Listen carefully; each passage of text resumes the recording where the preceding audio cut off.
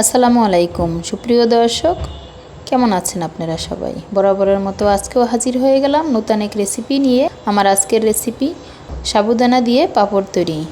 ছোটোবেলায় এই পাঁপড় কিনে অনেকেই খেয়েছেন, তবে এখন কিন্তু সচরাচর পাওয়া যায় না, হাতের নাগাল থেকে অনেক দূরে। বাসায় তৈরি করার জন্য আজকের এই পাঁপড় রেসিপির জন্য যা যা উপকরণ লাগছে চলেন যাই দেখে নিই। পুরো ভিডিওটি দেখার জন্য ভিডিওতে একটা লাইক দিয়ে পুরো ভিডিওটির সাথেই থাকবেন, স্কিপ করে কেউ দেখবেন না। এখানে 1 কাপ পরিমাণ সাবুদানা নিয়ে নিয়েছি।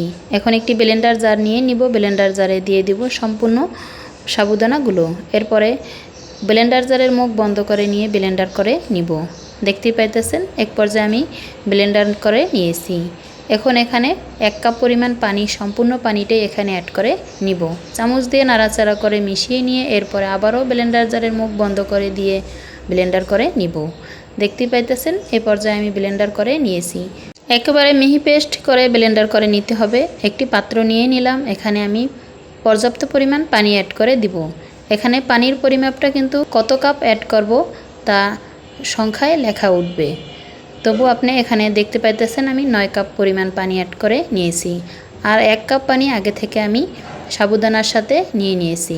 মোট এখানে 10 কাপ পানি নিয়েছি, কারণ 1 কাপ সাবুদানার জন্য আমি এখানে 10 কাপ পানি নিয়েছি। আপনি যে পাত্র দিয়ে সাবুদানা মেপে নেবেন ওই পাত্রের 10 গুণ পানি এখানে অ্যাড করে নেবেন। সমস্ত উপকরণ আবারও ভালোভাবে মিশিয়ে নিতে হবে, যাতে সাবুদানার পেস্ট পানির সাথে ভালোভাবে মিশে যায়।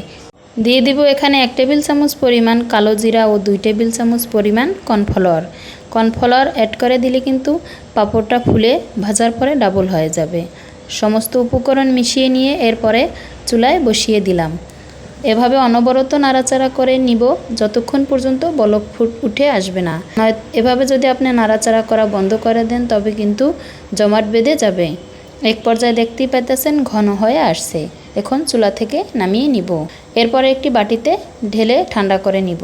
যে যেখান থেকে আজকের রেসিপি দেখছেন একটি লাইক ও কমেন্ট করে আপনার মূল্যবান মতামত জানিয়ে দিতে পারেন। আপনার একটি লাইক ও কমেন্ট আমাকে নতুন আরেকটি ভিডিও বানাতে উৎসাহিত করে। এক পর্যায়ে একটি বাটিতে ঢেলে নিলাম। এখন ঠান্ডা হয়ে আসলে নিয়ে চলে যাব ছাদে। এভাবে একটি প্লাস্টিকের বস্তার উপর আপনি তৈরি করে নিতে পারবেন, নয়তোবা অন্য কোনো পাত্রে দিলে কিন্তু খুব সহজে উঠাতে পারবেন না। এভাবে একটি প্লাস্টিকের বস্তায় আমি পরিমাণ মতো দিয়ে এভাবে একটু ঘুরিয়ে গোলাকার শেপ দিয়ে নিলাম। সবগুলোই আমি এভাবে তৈরি করে নিব। এখন সারা দিনের জন্য ছাদে রেখে যাব। দেখতে পাইতেছেন সবগুলো আমি বানিয়ে নিলাম। এক বাটি তো অনেকগুলো পাঁপড় তৈরি হয়েছে। এখন আমি বস্তা থেকে ছাড়িয়ে আপনাদের দেখিয়ে দিলাম। এভাবে প্লাস্টিকের বস্তায় দিয়ে দিলে ছাড়িয়ে নিতে খুব সহজ হয়। দেখতে পাইতেছেন কত সুন্দর হয়েছে। সবগুলোই কিন্তু এখন ছাড়িয়ে নিয়েছি বস্তা থেকে।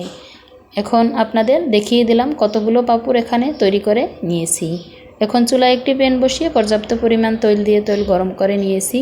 একে একে পাঁপড়গুলো দিয়ে ভেজে আপনাদের দেখিয়ে দিব। দেখতেই পাইতেছেন কত সুন্দর মাশাআল্লাহ ফুলে দেওয়ার সাথে সাথেই কিন্তু ডাবল হয়ে যায়। এবার আপনাদের পরিবেশন করে দেখিয়ে দিলাম।